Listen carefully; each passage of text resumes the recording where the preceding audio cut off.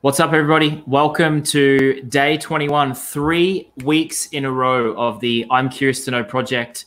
Conversations, daily conversations with elite athletes, innovators, and unique personalities from the endurance sports world. Today's guest is Alex Deibold. I'm so glad that he's wearing a hat because usually it's a bit of a hair competition between him and I. He usually wins, so I'm glad he's wearing a hat. Alex, how are you, mate? Oh, Trav, good to be here. Thanks. The hat is on in full quarantine effect. It has been a long time since I've been able to get in and see my barber / stylist. And yeah, the hat's been running, been a key accessory in my life lately. I hear you. I did a self-cut maybe 4 weeks ago. I think I'm due. Barbershops and stylists and hairstylists are open here in Massachusetts as of Monday. I'm not sure I'm willing to risk it just yet. I don't know if the reward's quite there to take on the risk of that. So I might do another self-cut on the weekend. As I shared with everyone earlier in the month, if you are going to do a self-cut, I would recommend doing it outside. We're still finding hair in the bathroom 4 weeks later. You know, before I had my hair has sort of become a thing. And it's interesting because I was fortunate to go to an event in New York City where I went to a very high-end salon. And we were getting ready for this like black tie event that evening. Yes, we were treated and catered. And I walked in and I had this like mop of a hairstyle. And I basically said to the stylist, like, do whatever you want. Like I'm wearing a black, going to a black tie event tonight, like style me up. And it's just something that stuck. Yeah. And before that, I actually ran the home haircut for a number of years. It really was like sort of my go-to for a long time. But then with great hair comes great responsibility. And so I've just had to sort of upkeep since then. Yeah. Or put a hat on. That's perfect hair or hat. There's no in between. We won't spend 45 minutes talking about hair. There's a lot of other things we want to cover. I want to talk about your current situation. You are in Vermont. You're with your parents. You're there supporting your mom and your dad. Tell us about that situation. I know your mum's unwell, so this has been a good opportunity for you to come and support. Tell us about the current situation you guys are facing right now. Yeah, it's interesting. You know, I was born and raised in New England and went to high school here in Vermont. My East Coast roots grow really deep, but when I was quite young, I moved out west. I lived in Colorado for almost 10 years, then Utah, and I'm actually now based in Los Angeles. And I don't spend nearly the amount of time like back home with my folks as I'd like. And with the pandemic, the world really slowed down, and I saw it as an opportunity to come out and spend some more time on the East Coast with my parents and sort of help my dad. My mom has had some lung issues for almost 2 years now, and it's really challenging. She's on a transplant list, which is sort of a eternal waiting game. They're like, you're on the list, we might give you a call, and you have 4 hours to get to the hospital. Yeah, but that's it. And so being able to have some slow time to come out here and support my dad and caring for my mom, getting to just like spend some more time with her. It's been incredibly challenging. It has really opened my eyes to what it takes to be a caregiver. I'm not a parent. And so like, I can only imagine, especially for you having 2 kids, but taking care of your parents, your parents are on these pedestals for so long. And it gets to this point where the roles really start to change. And I think it's been harder for her than it has for me. And at first it was really challenging. And more than anything, like, I'm just grateful. I'm just grateful that I get to be here and take care of somebody that has given me everything. Yeah. And I'm really fortunate to have a strong relationship with my parents. And it's just, yeah, it's been challenging, but it's been really good to be back in Vermont, Northeast. I've gotten soft. I'll be totally honest with you. Moving out west, Colorado, Utah, like especially now being in Los Angeles. Yeah. Like I have gotten soft, and the springtime out here was tough. Definitely hardened me back up. Yeah, I hear you. It's I've been on the East Coast. This is my second winter, and yeah, I struggled too. Like I think it was that piece of being inside, not really being able to get out. It rained for what felt like ever. But then I look out my window here and it's green and it's beautiful and the sun's shining. And you kind of forget about all of that stuff. But I don't think I'll ever be used to it. Having grown up in Australia, I don't think my blood will ever adapt to the New England, the Northeast winters. Back to the thought around your mum. And I know, there's people who've seen their parents kind of get ill or get sick or what have you, and they've had to take on that role. How do you kind of reconcile that with yourself? You know, you're there, you're taking care of them. The whole world feels like it's burning. There's so many other things you've got on your plate, and then you're there just in the middle of it. How are you dealing with that? How are you finding time to stay positive and stay above the line, I guess, in those moments? It's a really great point. I think it has been a really valuable lesson for me. As I've gotten older, when I was in my early 20s, I had a bit of friction with my parents because I wanted them to do things the way that I saw were best. Yeah. And I was like, why don't you do this? Why don't you do that? And I think a lot of the frustrations I had with them were partially their traits that I saw in me that I was frustrated with. And so as I've gotten older, I've been able to like move into this phase of acceptance and love, and just appreciating for them who they are. You know, both my parents are in their 60s. They're not going to change. They're not going to change their organizational habits. They're not going to change their routines. And I just need to embrace and love them for who they are, because they have been incredibly supportive over my life. But the challenge has really been the balance, right? Like the balance of helping support, take care of my mom. And I'm not a natural like caregiver. I'm not a great cook. Yeah. As an athlete, you know, a lifelong athlete, you become pretty self-centered. Mm-hmm. And so I'm like, I get into my systems, I get very particular. And then coming out here, I had to learn my mom's systems, my dad's routine. And there have been a lot of days that have been incredibly challenging, just like emotionally, mentally, trying to balance supporting them, a career, training. And I think the thing that's been the biggest help is I have a really good support network of people around me that remind me. And I think this is like, again, not speaking as a parent, but I have forced myself to make time to try and take care of myself. Yeah. Like I can give and give and give and give, and you will reach a breaking point at some point or another. And being able to step away and get on my bike, go for a workout, or like, even if it's just like go into my room and scroll through social media for a little bit, but like cutting myself a break and taking half an hour or an hour to myself to just recharge so that I can show up better to support them. That to me has been the biggest thing, where like, you can't just give and give and give all the time. Yeah. It really took a toll on me. And so I have really been purposeful in taking moments to take care of myself. And then I think I show up a lot better for them. Yeah. Yeah, that's a great lesson.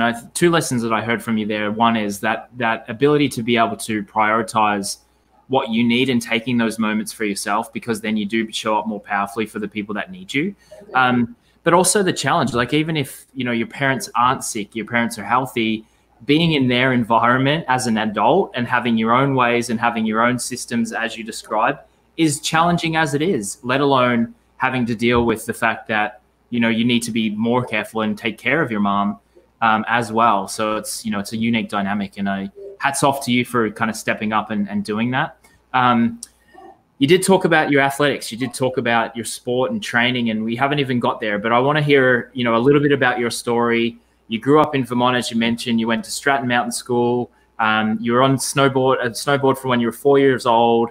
At what point did you realize that you had some talent, and at what point did you realize maybe I want to be an Olympian, or I want to take this as far as I can go in that sport? Yeah, I mean, skiing and snowboarding has been a way of life for my family. I was incredibly fortunate. Started skiing at age 2, snowboarding at age 4. I caught the competitive bug sort of on my own. Neither of my parents are particularly competitive. I won the first event that I did, and I was just like, cool, this is fun. I think the time period in which I realized that I might have some potential was probably around 13 or 14 years old. I went to USASA National Championships. It's the largest amateur snowboard event in the world.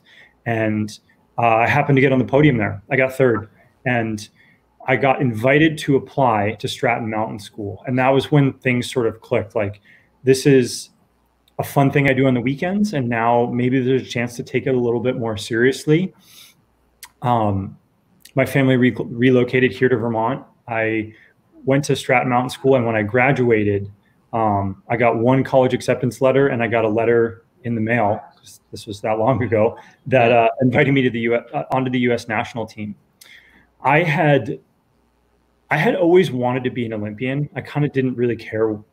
There wasn't always just one thing. I loved playing tons of different sports, and the first like real Olympic hook for me that I remember was the '96 games in Atlanta. They were summer games. Michael Johnson had his famous like golden shoes, broke the world records. Yep. And the Magnificent Seven, the gymnast, there's Carrie Strug, like does the vault with a broken ankle. Yeah. I think I was 10 years old, and I was like, this is what I want. Like, I want to be on this stage. It was just so inspiring to me. And so I'd wanted to be an Olympian. Yeah. And I was named to the national team in 2004. I was 18 years old, and snowboard cross, the discipline that I compete in, had just been added to the Olympics. So, I mean, it was, the timing was, it's just interesting to think about it in hindsight now. The timing was, I was really fortunate the way that things just sort of lined up in my life. Yeah.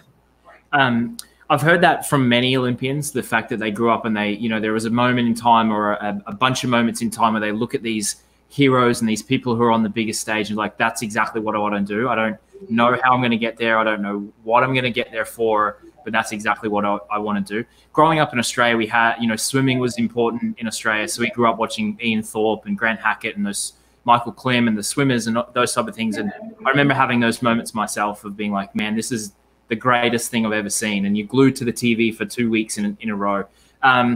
Now, tell me about that kind of serendipitous. You start out the Olympics name, or it becomes an Olympic sport. What were you doing kind of before that? Was boardercross something that was still a discipline of the sport, but just not quite yet in the Olympics? Tell me about how that kind of rolled out. I really got my start in snowboarding and freestyle, so slope style. Like that was my thing as a kid. Again, my parents never pushed me in a particular direction. They just wanted me to enjoy what I was doing, and slope style was sort of my discipline of choice. And I just found natural success in that. That's what I had gone to Stratton Mountain School for, was for freestyle. So I competed in a lot of slope style and half pipe.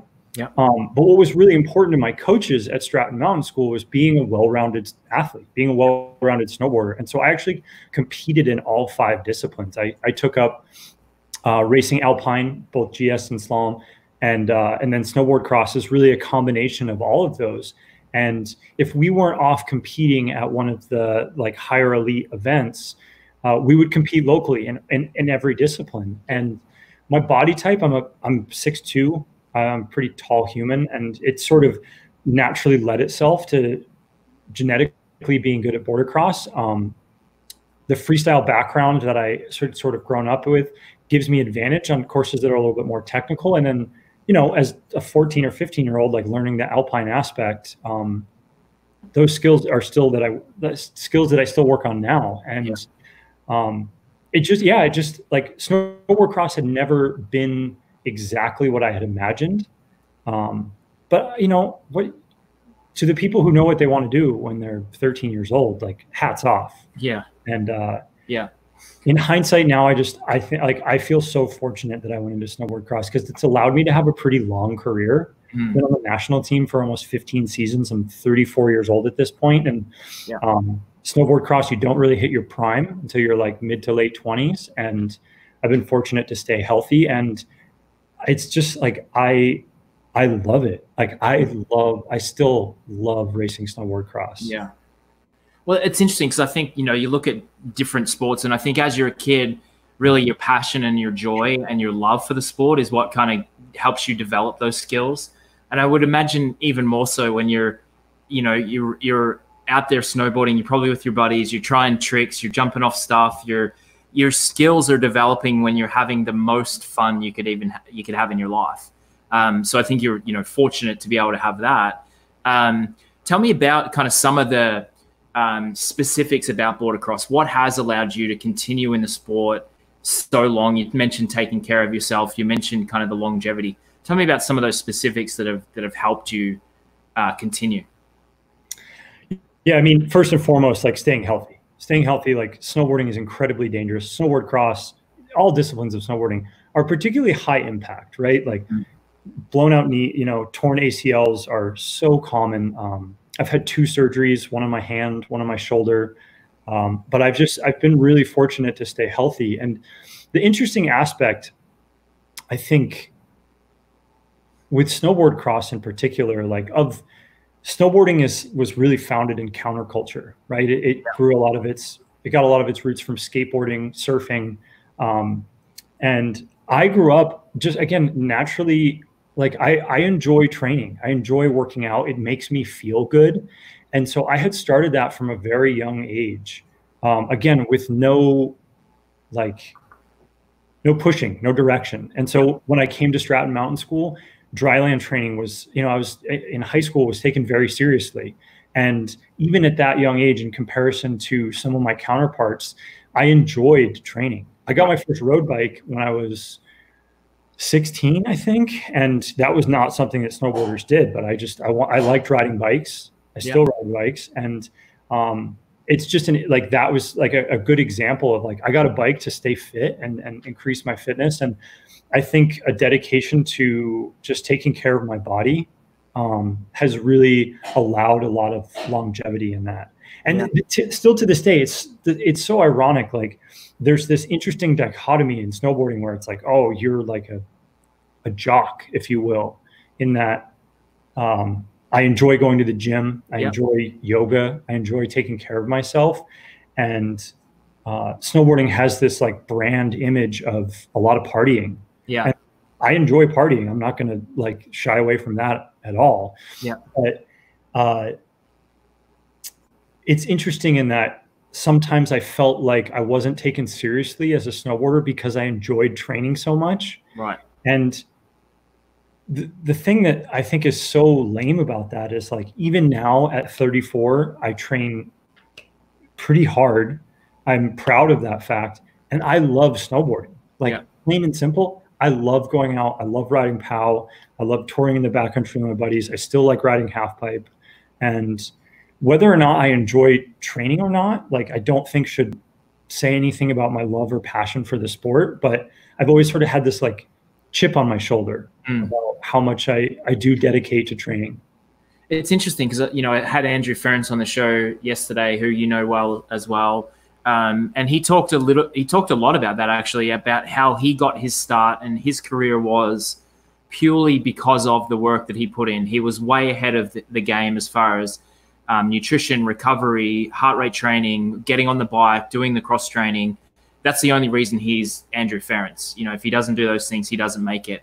And it sounds like it's very similar to you. You may have had that natural talent, because it was so important to you to put in those extra hours in the gym and do that work, that's allowed you to not only have the career you've had, but also to continue it. And it's also interesting because most sports reward the work, and the people who are in the gym are the ones that get the kudos. Whereas what you're saying is it's the opposite. You're like, well, you're lame, you're not cool, you're not partying, you're not doing this, because you want to actually put in the work. Yeah, it's I think now in today's day and age, all of the elite snowboarders, everyone at the top of the game takes their health and fitness very seriously. Yeah. I've been doing that for close to 20 years, so I was a little bit ahead of that curve. I do think that I have had the success that I've had because of how hard I've worked. Yeah. I definitely have some natural talent, but not like some of my counterparts, not like some of my peers, who are just like, I watch them do things and I'm like, I'm going to have to work so hard to be able to do that. And it was a point of frustration for a while. Like, why am I busting my ass and you're not? Yeah. But now, like after all these years, I'm like, yeah, I'm psyched. I'm proud of the fact that I worked as hard as I have. Yeah. And yeah, it's another great lesson. It's, I've seen it in every sport that I've been involved in. There's people with more natural talent. There's people that have all the ability in the world, and for some reason they aren't able to take it past a certain point because they're not willing, or they haven't built that tenacity to put in the extra work and the extra time. And when it starts to get difficult, they haven't been able to practice getting the work done. Tell me about your introduction to the Olympics. I know that your goal was Vancouver 2010. You didn't make the team, but you got the invitation to come up as the wax technician and really absorb that Olympics experience. Tell me about that. Yeah, I mean, even before that, Torino in 2006 was the first time that snowboard cross had been in the Olympics. And I was 19 at the time. So there's like this outside shot where you're like, oh, I could go. And realistically, like I had no shot at going. My teammate Seth won the gold medal. My teammate Lindsay, high school classmate of mine, won a silver medal in snowboard cross. And it's like, okay, this is the thing. I figured over the next 4 years, like 2010, like I can go, I'll be 23, like I'll have the experience. And I had started to see a little bit of success. I mean, not in hindsight, it was nothing, but I gained some experience and I came up short. You know, like the US has such a depth of talent, especially at that time. We had such a depth of talent in snowboard cross and just in snowboarding in general, actually. And yeah, I came up short, you know, like and tell me about the selection process. What is it? Is it a series of races? Is it discretionary? Tell me about how that's picked. There are discretionary spots. So in snowboarding, the max you can have is 4 per gender per discipline. So 4 men for half pipe, 4 women for half pipe, 4 men for snowboard cross, 4 women for snowboard cross. And the way that every country is allowed to qualify in their own manner. They have to meet a certain like international governing body. FIS is our governing body. You have to meet like a few small criteria there, which is sort of keep people from joining some strange country and then just like getting a spot. You still have to go through some steps. But for us, we use the World Cup circuit, which happens every year, as our qualifying platform for snowboard cross. And at the time, you had to have a top 3, so a podium at one of 5 listed World Cups. And getting a World Cup podium at any point in time is never easy. In an Olympic year, when you're building all the momentum, everyone's getting ready for the games, like the level goes up even higher. And I think that it's one of the more challenging qualifying processes compared to other countries that I've spoken to. And because of that, I think you've seen that we've had a significant amount of success at the Olympics across the snowboarding discipline, because our qualifying process is really challenging. And we don't find out we're going, like if we've made the team until it's like 3 weeks to a month before the start of the games. So it's right beforehand. But just to jump back, like I came up short in 2010 and my coach offered me an opportunity to come up and be the wax tech. And I had to swallow a lot of my pride. I was like, yeah, sure. Like I'll come. It's like being the bat boy, right? Like you're doing a lot of grunt work for your teammates. And it was incredibly challenging, like physically, mentally. But to your point, like I got to go to the Olympic Games. I got a credential. I was on the hill. My teammate Seth won another gold medal. Like being there and being a part, we call it the team behind the team, right? Like the athlete stands on the podium, but there are so many people that are there supporting that athlete. There are physiotherapists, there are coaches, there are drivers, there are cooks. Those people do so much work so that on the day that you go to compete, you have everything set up for you. And I was just like a small part of that team behind the team. And it just like, it made me feel like that 10-year-old watching the 96 games again. It like reignited my passion to buckle down and realize how much harder I actually had to work if I wanted to get there. Yeah. I love that. I think there's an element or there's an opportunity to tell some of those stories. I want to capitalize on that, because I think that so much of what we see is the person standing on the podium and taking the glory, and the people who recognize their team, obviously they understand the work that goes into it, but I don't think those stories are told enough around the team behind the team. So I'm gonna do a little project on that as well coming up soon. Now tell me about how that reinvigorated you and got you, amped up and ready to go. Did you feel like you knew exactly the path you needed to take for the next 4 years? What did you change after Vancouver to get yourself ready for Sochi? Tell me about kind of what that process was like. I mean, snowboard cross is uniquely, snowboard cross is particular in the fact that you are competing against 3 or 5 other people at the same time that you have absolutely no control over, in comparison to a sport or a discipline like halfpipe, where it's sort of on you to do your run the best that you can. In snowboard cross, you are reacting so quickly that you often don't have time to think about the reactions that you have to make. So it just takes time to build up enough repetitions to understand that, to trust that you will make the right decision without thinking about it. And so I had to get some more heats in, more time at that high level.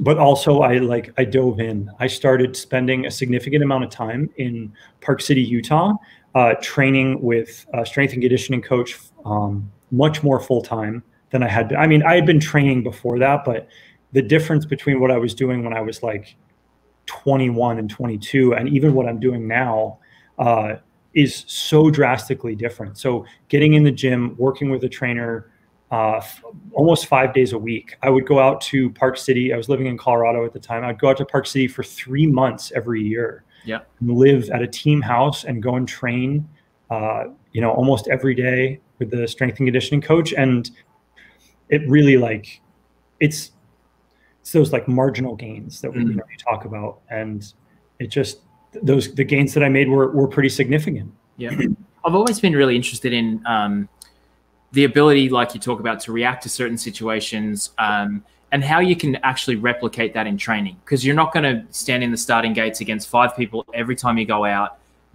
and there's only so many competitions that you can do. And if you miss a weekend or something goes wrong, you're waiting again. How do you replicate those race-based simulations as often as you possibly can?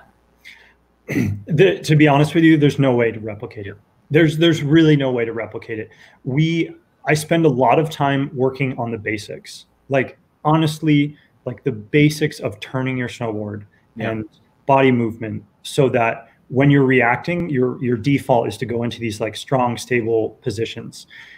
And to that point, there are only so many World Cups for us. And it's actually, the number has gotten smaller and smaller. In 2015, we had 3 World Cups because of snow, climate change, finances. Snowboard cross is an expensive sport to host for a resort or a nation. To that point, my coach has always been an advocate of going and doing those lower tier events. So that you have World Championships, the World Cup is this top tier event, and then just below that, well, not just, but a step down from that, you have circuits in North America and Europe. We call it the NORAM Cup and the Europa Cup. And when you're on the World Cup, taking a step back and going, I equate it to if you're playing in the Major Leagues Baseball and you were to take a step back and go play in the minor leagues. Sometimes you think that you might be too good for that. I've already done that in my career, but going back and racing those lower tier events is such incredible training. It's really scrappy. The level of production, the level of the kids that are there, you're racing kids that are a lot younger. They're very unpredictable. And I've always found that we'll go and race these scrappy NORAMs before we go to World Cups. And it's really it's a good tune-up. It's really a good tune-up. And so that's really what we do, is because it's so hard to replicate the what's on the line when you're racing for all the marbles. I love that unpredictability element of you're sharpening your skills that you probably don't need to use when the guys you're racing against are so polished and they're not making as many mistakes. But your ability to adapt to those situations is what's going to sharpen you up personally. This is super tangential, and I wonder if this is even a thing. Would there be a possibility or a thought of how could you use virtual reality or augmented reality to kind of put yourself in these simulated race situations and react accordingly? We toyed with that for a little bit. We did some work with VR and some cameras. we tried a project going into the 2018 games in Korea, where we went to a preview event and we filmed with these special cameras so that we could like relive that.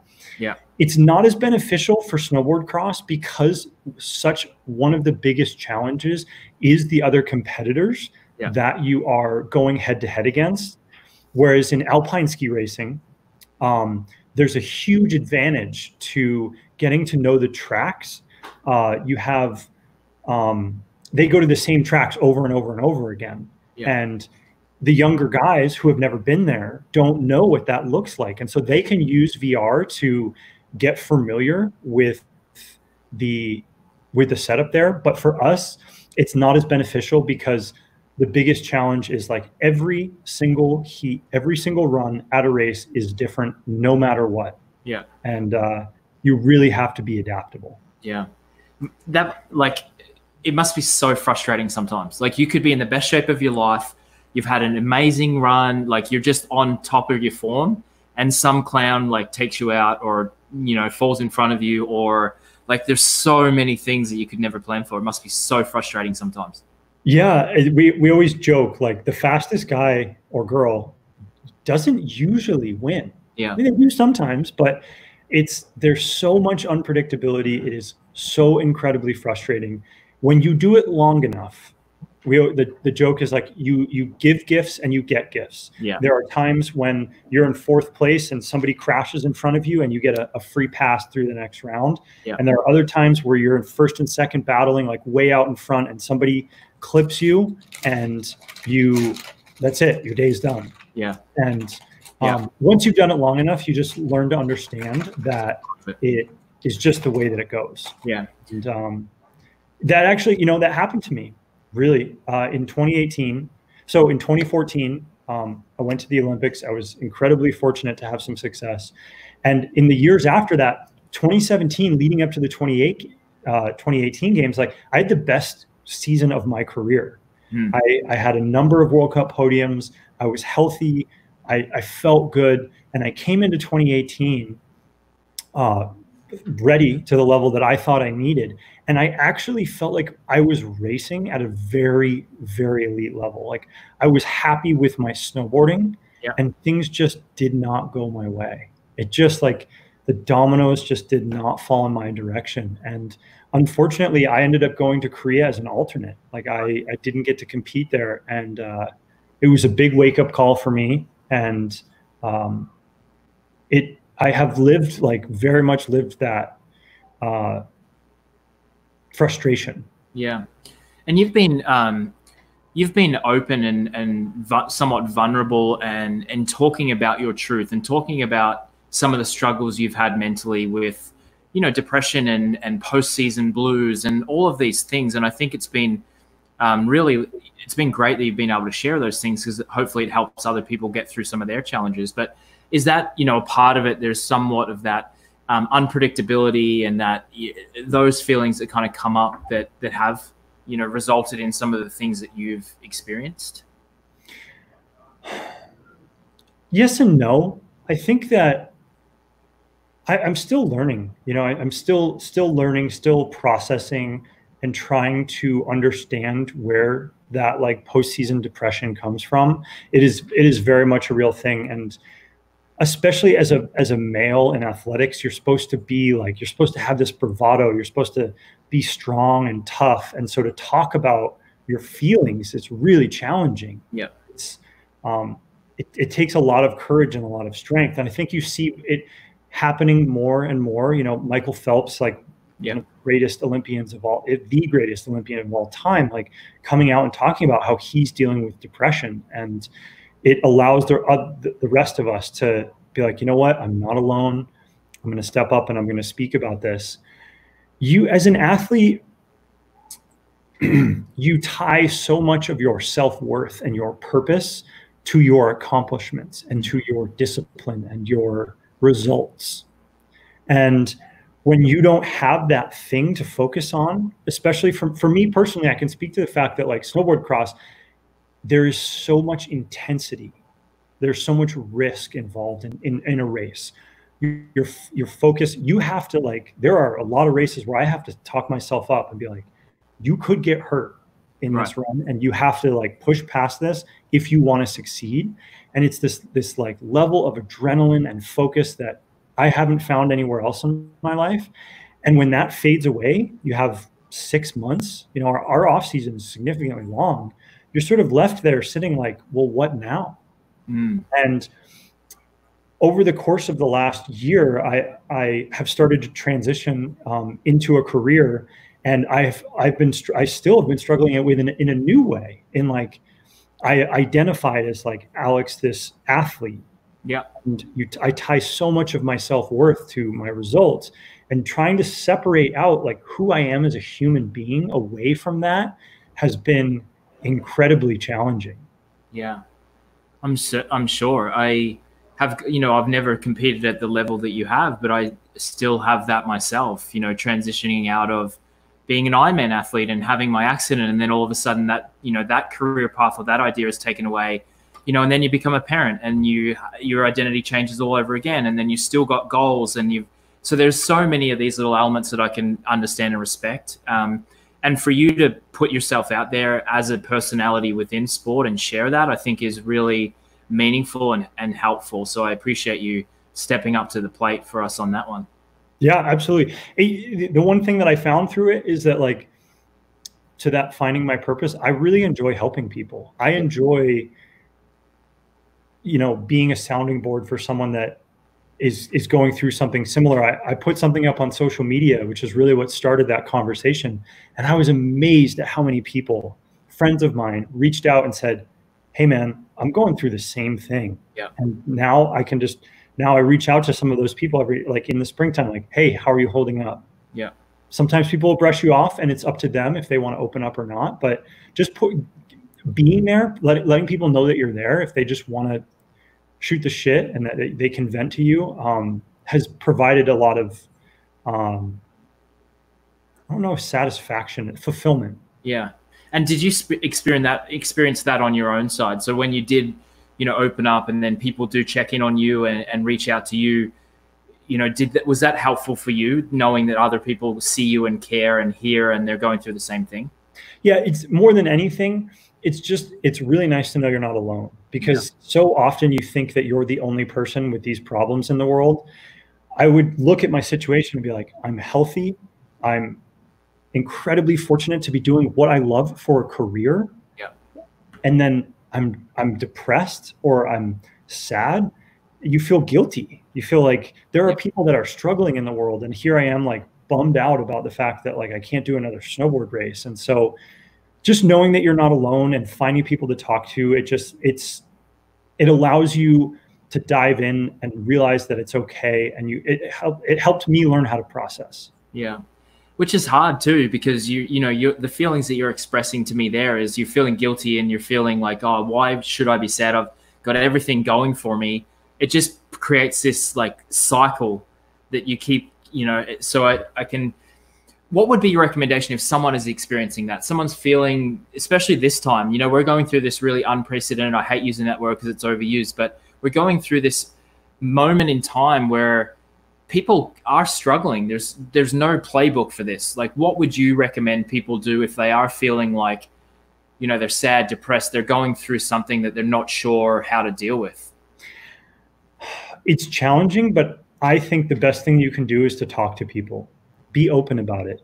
Yeah. There is, the word that you used is vulnerability. That's a word that I feel very passionate about. Being vulnerable is scary because it's putting yourself out there, and you're risking, like, as an athlete, you're risking somebody using that against you. I think there is so much strength and power in vulnerability. Yeah. And if you can put yourself out there and talk to a couple people, it doesn't have to be the internet, it doesn't have to be social media like I did, but just putting yourself out there, I think people will realize that we're not alone, and finding a commonality as a human, like relating to other people, is so powerful. And it can be enough to just give you hope that, like, okay, like, it sucks. I'm really struggling, and but I'm not the only one. Yeah. I'm not in my own world here. I'm not sort of off on this remote island. And in conversation, sometimes you can learn what other people do to deal with that. Like, are there a couple key things that someone has found use for? Like, to tie this into athletics, mental training, right? Like, one thing that one person does for mental training is not going to work for everybody else. And so one blog post you read on the internet about how you need to exercise and create a routine, like, that might not pull you out of depression or sadness or anxiety. But in opening up and talking to people, you may find like one little nugget from someone that you can really relate to that will help at least start you on a path of like starting to feel better. Yeah. And the recognition, and I think this is the most powerful thing that you shared, was that it's okay not to be okay. You know, you're not alone. You're not this weirdo, strange person because you don't feel good in that moment. And it's okay. It's okay to not be okay. It'll be interesting to look back on this time period of social media and how it starts to adapt and change, because I think the interesting aspect is people put their best lives on social media. You want to put stuff out there. It's like, hey, I'm having a good time. Like, hey, I'm doing this awesome stuff. And so when you see that, when that's all you see is the best version of people, you forget that there's a lot of crap that goes on behind the scenes. And so it's just, it can be challenging when you see this perfect society online, to really realize that that's not the way the world works. The world is incredibly challenging for everybody. Yeah. And, it'll be interesting to see how it plays out over time. Yeah, I think hopefully, you know, people are starting to understand that, you know, comparison really is the thief of joy. And if you're comparing your life to someone else's, you're taking away from the joy you're actually experiencing for yourself. And, you know, everyone's doing it. Everyone puts the highlight on there. So if we can recognize that if we're doing it, everyone else is doing it, and it's okay that, you know, whatever it is will be. And I just see it as a game. It's a game. Like, people are playing a game. People are putting up their best stuff. It's not real life. You know, it is people's life, but it's not real life. There's an interesting quote, and I apologize if I don't get it exactly right, but it's something along the lines of comparison is the thief of joy. Yeah. Like, if you're comparing yourself to something else, like, you're robbing yourself of joy. And so something along those lines, but it's, you know, I love that one. It's like a reminder for me every time. I can't believe we've already run out of time. This is like the fastest 45 minutes ever. I do have 3 questions I want to end on, but before I do get into that, I just want to acknowledge this has been an amazing conversation. I really appreciate you sharing your story and you being so open and vulnerable, and your knowledge is amazing. So I appreciate you sharing that. Yeah, thank you for the opportunity to be on here. Like, I went through and I looked at some of your other guests, you know, like Duke, huge respect for him. Like, he's definitely been an interesting person that I've looked up to for a long time. Caroline Burkle, is that how you say her last name? Burkle?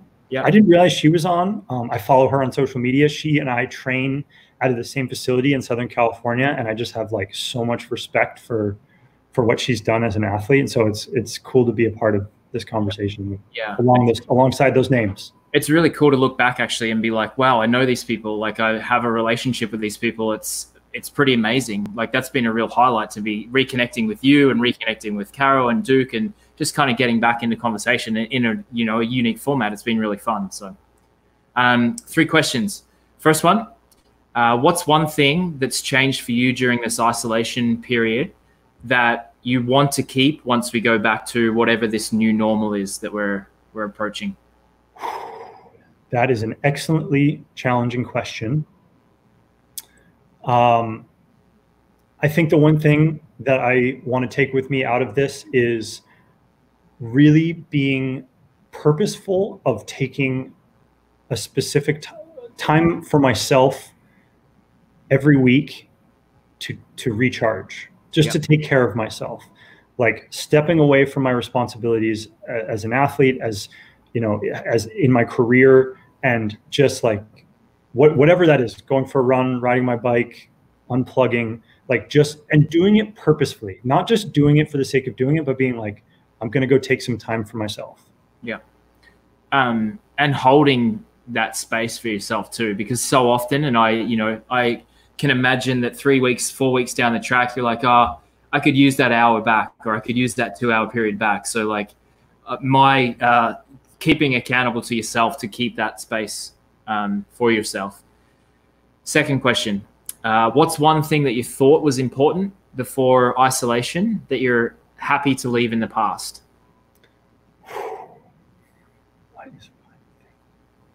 Man, these are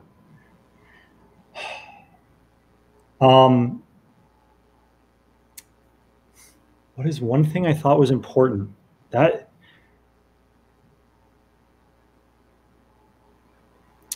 I don't know. It's very profound, right? Like you want it to be something that's like deep. I'll give you this. I can make it simple. Yeah. Access to restaurants. I'm always like, oh, I need to just grab something real quick. I need to have food here. Like, you can make easy, healthy meals very quickly at home. Like, I'm definitely guilty of, like, when I'm on the go, of being exhausted and just being like, oh, I'll just go out and get something to eat. And I have learned, I've learned some new recipes, and I've learned to cook, and like, it's easy. Yeah. It's easy to cook for yourself. It's healthy, and I am capable of making stuff that's delicious. Yeah. I've seen it. I've been on the receiving end of some amazing rice cakes that we cooked up with Ben Jackson and Karen O'Connor down in the kitchen at Lululemon. Yep. Those were the days.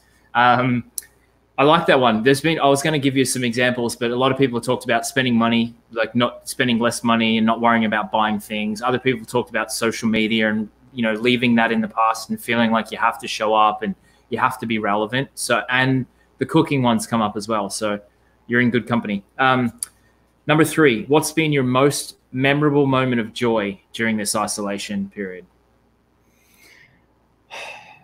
My most memorable moment of joy during isolation has been, I think it wasn't like this aha moment, like yesterday. I think yesterday, I have been in, like I mentioned, I've been in New England for quite a few weeks now, and watched it go from winter to summer. There was no springtime. It was snowing, and now it's like 80 degrees with 80% humidity. But yesterday was a beautiful day, and my mom hasn't been able to like get out and do as many things as she wants. And I took time out of my day. I'm like, hey, Mom, it's a beautiful day. We're going to go sit out on the porch. We didn't have our phones. We weren't watching TV. And we didn't actually even talk about a lot of stuff, but we like just sat there and just like having an appreciation and an awareness to savor that moment was so nice, because I have been busy and I'm like, okay, I have to take care of this, and I have to get to work, and I have to train, and I have to do all these things. And I was like, you know what? I'm gonna take some time. Mom and I are gonna walk out onto the porch. We're gonna sit in the sun. And it was so simple, but just being mindful of how fortunate I was to have that moment. Like it was, I really appreciated it. Yeah, beautiful. Hold that snapshot in your head. That's an amazing moment. Well done, mate. This has been great. I've really enjoyed reconnecting. I've learned a lot about you. I've learned a lot about your story that I hadn't heard before. And yeah, I'm stoked to call you a friend and have this connection. And all the best to you. All the best to your mom. And let's stay in touch and get on a bike soon. Yeah, absolutely. I really appreciate having me on. I love these conversations. I appreciate that you create a space where we can just be real. Yeah. And so thanks for having me. Pleasure. Chat soon, mate.